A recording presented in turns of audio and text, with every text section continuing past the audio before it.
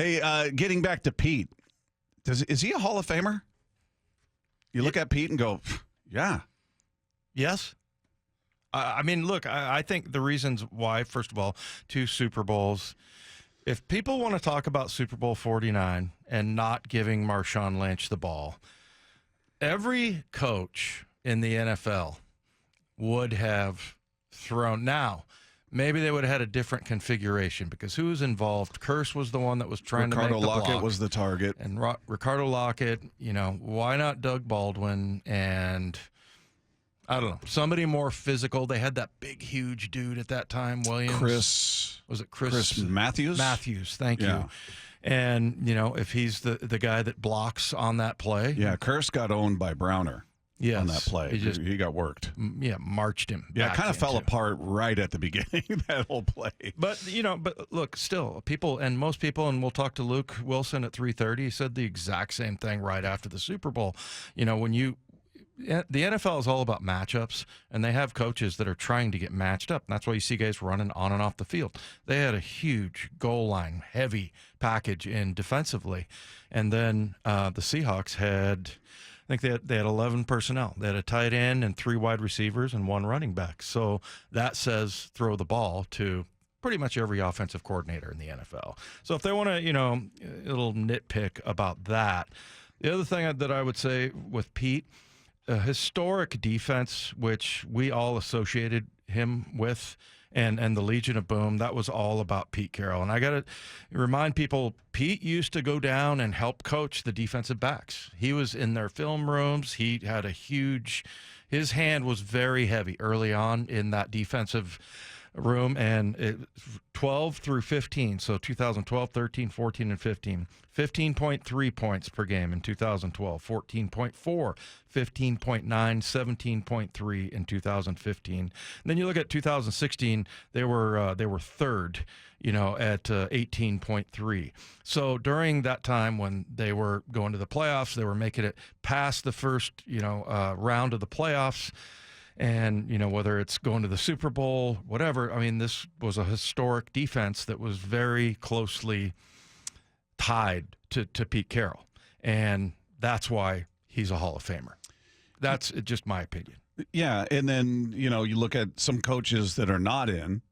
Mike Shanahan, who, 2 Super Bowls, a .552 winning percentage. Tom Coughlin, 2 Super Bowl wins, 170 total wins. Mike Holmgren, a .592 win percentage, 1 Super Bowl win, 3 total appearances.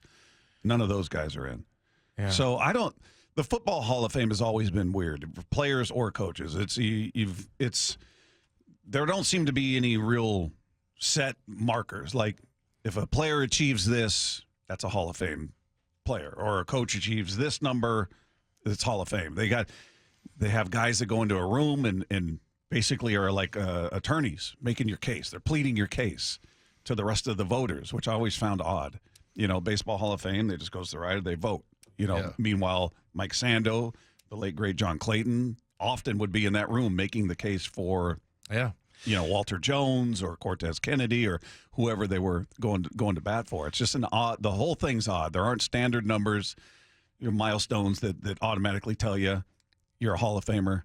So yeah, it is kind of subjective, and they do that. And one of the cooler things I got to be a part of was John Clayton called me and said, hey, I'm going to stand up for Cortez Kennedy and talk about. So he interviewed me for, I don't know, 10 or 15 minutes talking about what Cortez did, how savvy he was. And, there were times where we'd have a call on and he'd go opposite and make the play and just stuff like that. And so I'm sure John did a great job getting up and got Tez in. But, it's kind of an interesting process how that goes. The one thing that's really cool to me is that I hear at the Hall of Fame when they have, they get the new inductees and they have like a luncheon that they pretty much kick everybody out. No service people, no waiters, waitresses. It's just the guys that are in the Hall of Fame.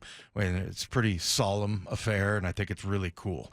But yeah, I don't know. I think Pete belongs there for those other reasons, not just his win percentage and taking teams to the playoffs, but also, winning a Super Bowl and, having that kind of defense, it's historical. I mean, you could talk about the Baltimore Ravens in 2000. You can talk about the Bears, but this was a dominant defense for 4 years in a row. Well, it was 6 years in a row they were top 10 in defensive points allowed, 4 years in a row where they were number one.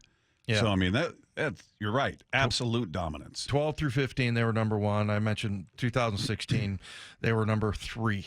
And they were up there. And then I think 17 is when they started to fall off. Yeah.